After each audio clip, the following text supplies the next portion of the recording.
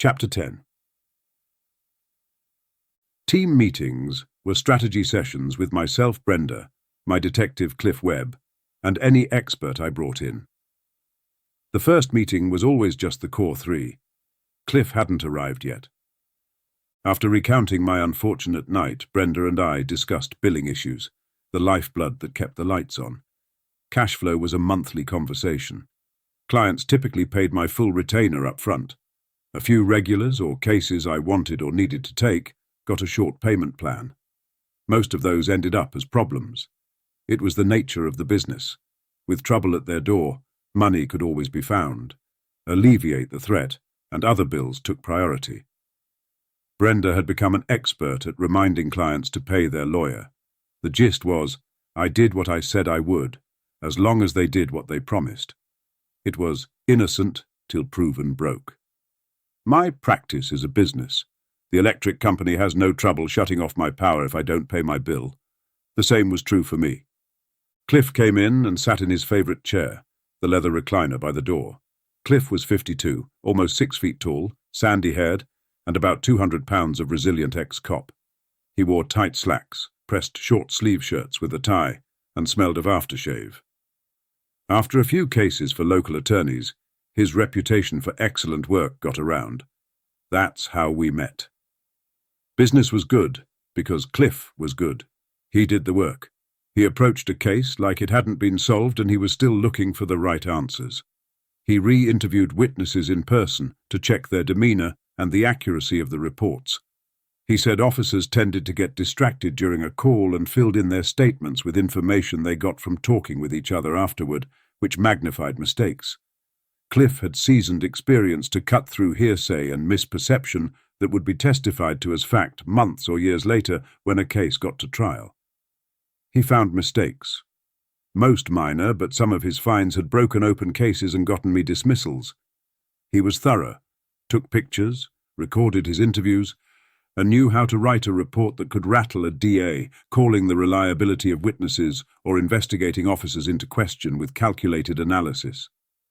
"Brenda, you look beautiful," said Cliff. "Oh, thank you," Brenda replied.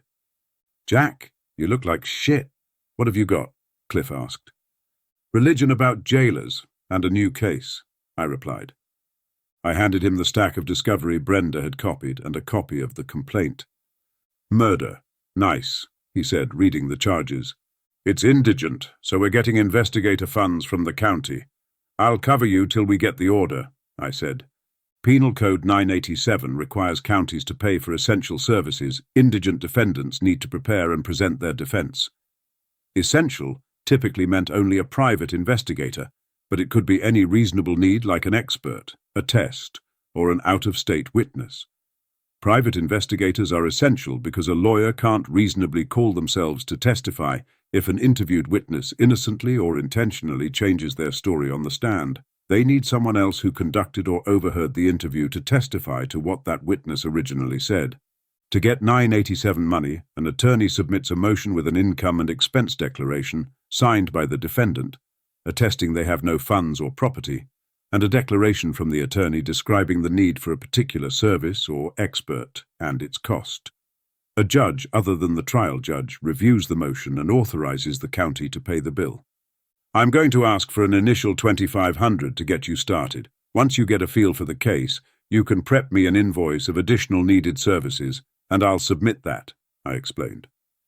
"Exeter case," said Cliff, flipping through pages. "Yes, Christmas Eve. Woman buried in the backyard off Wiseman," I confirmed. "I read about it in the paper," Cliff said. "There have been 5 newspaper articles so far," said Brenda. "Copies are in your packet. None have new information. The first are Caesar's arrest and discovery of the body published in the Fresno Bee and Times Delta." "Caesar? That's our client?" asked Cliff. "Caesar Navarro," I replied. "We're hired by the parents. Caesar has mental issues and worked part-time for the father. That's why this is 987. "You took all their money?" Cliff joked. "I took a down payment. They still owe me money," I said. "There are 2 follow-ups in both papers," Brenda continued. "The last one came out in the Delta about the arraignment. None of them say much, but the mom and dad are upset about them." I shrugged. Typical, said Cliff. I gave them the usual explanation that the papers are not accurate, but to them it's, well, you know, said Brenda. Sure. Nothing we can do about sensational press. This is a strange one. Our client might be schizophrenic. He buried his wife alive after thinking he killed her by stabbing her in the head 3 times with a flathead screwdriver, I said. No, exclaimed Cliff. Yes, Brenda and I said at the same time. Death by asphyxiation, I added. That's not in the papers. Could he have strangled her, then buried her? Cliff asked. Not likely. You have the autopsy. There was dirt in the trachea and lungs, no throat abrasions, I said. Hopefully she didn't wake up, Cliff added. That was my first reaction. I don't think she did. She was buried so shallow she could have just stood up, I said. Wow, Cliff declared. Yeah, it's got some unusual facts. Plus, get this, he says he can read minds, I added. Hears the voices? Cliff asked. Yep. He said he could hear his wife think she wanted to have a baby of someone she worked with at the packing plant. He said he had told her he would kill her if she ever cheated on him. So she knew she was going to die, I explained. Oh my God, Brenda chimed in. Yeah, review the reports first. Maybe talk to the first responders. Then let's meet at the jail and I'll introduce you, I said. Sure, said Cliff, grabbing his pad and pen, anticipating the working style we had grown comfortable with. I want you to follow up with him about 2 possible witnesses he said he asked to help dispose of the body, I said. Is it technically a body if they're still alive? Cliff asked rhetorically. I shrugged. See if you can locate them and what they have to say. One refused to help, but might say Caesar confessed. The other was an eyewitness to her unconscious in the house before she was buried. Caesar told that one she was already dead. My guess is if they exist, they talk to others, I said. Oh, sure, Cliff replied. I bet that's how Caesar ended up assaulted. Trace the entire path of who talked to whom, I instructed. Got it, Cliff said with confidence that gave me no doubts about his abilities. I'd like you to track down the 911 caller. Our client was found unconscious in the alley behind his parents' house on Christmas Eve. The family was in Mexico. The brother came back early to check on him. Caesar allegedly confessed to him in the hospital. Ask the ambulance crew about what they saw and heard. Also check with the hospital staff about any statements Caesar may have made. I don't have the 911 tape yet. We've submitted a discovery request to the DA. Follow up on your own with their investigator to get a copy, I said. Who's your DA? Cliff asked. David Allen, Brenda answered. Cliff considered. Haven't had one of his. He's pretty new. Cycled in from juvie, so he'll want to impress. He'll try to be thorough, I said. Yes, Cliff agreed. Ask your other attorneys if they have a read on him, I suggested. Right, Cliff replied. I'd like you to meet Caesar's parents and brother. I'll give them a heads up. Take Brenda for the parents. They don't speak much English, I instructed. Cliff and Brenda nodded to each other. And see if you can talk to the victim's family. Kid gloves, though. The mom gave me harsh looks in court. I'd like to find out if there's anything to Caesar's belief that his wife was seeing someone at the packing house where she worked. It's possible that led to his assault. Who knows what might turn up, I said. She speak English? Cliff asked. I don't know. The word is she was very close to her daughter, and they called each other every day. There may be some phone numbers to check if you can get a look at the daughter's phone. Phone records might lead to another guy. Also check with her boss and co-workers, I added. Okay, said Cliff, making notes. What else? I don't know yet. Pictures? Home videos, if they exist. These are poor people. The victim was a US citizen. Caesar's Mexican. Might have been a marriage of convenience kind of thing, I said. Didn't end up that way, Cliff retorted. No. But that will get you started. Brenda and I are going to do a jail visit later this week so I can introduce her and get his income and expense declaration signed. I'd like you and me to go after you're oriented, I said. That works, Cliff replied, standing up. One more thing. Will you get me a background check on the brother, Victor? I asked. Date of birth? Cliff asked. Brenda can get it or ask the parents. He paid me $10,000 in cash as a down payment. It reeked of weed, I added. I'll get Victor's information today, Cliff, Brenda said. I'm going to need a psychiatrist, I added. You're thinking NGI? Asked Cliff. Not yet. I need an evaluation and want to understand how he thinks. Maybe they can get some insight into what happened. Brenda, call Dr. Essner and see if he's available.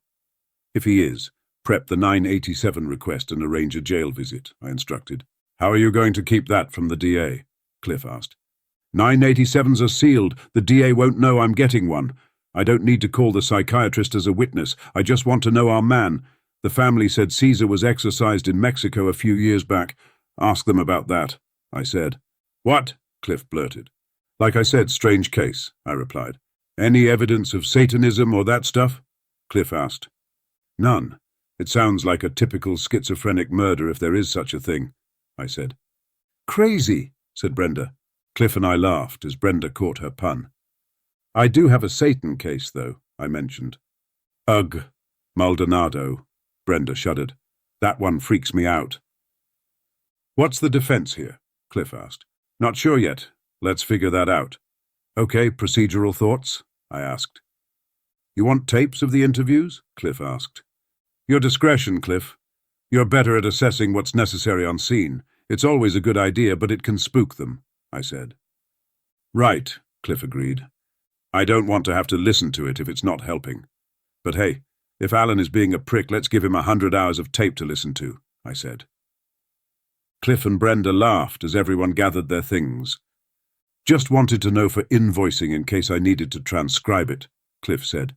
Include it now. The judges nitpick fund requests after the first one. I'm interested in anything you can find on Alan quickly. And who called 911? I said. No name, Cliff asked. I shook my head. Let's get the tape and see. I'll check around on Alan right away, Cliff said. Thanks. We have a pre-trial, prelim setting on February 12th. It'd be nice to have a list of any discovery we don't have by then. Sometimes hand-delivering specific requests in chambers is good form, so they all see I'm working, I said. I'll start on the reports, said Cliff. Brenda, ask the discovery girls at the DA's about David. What's he like? Any office intrigues? You know. Girl talk, I winked. You bet, Brenda said. Anything else? I asked. What's a schizophrenic's favorite Christmas song? Cliff asked. Oh no, I moaned. What? Asked Brenda. Do you hear what I hear? Cliff sang.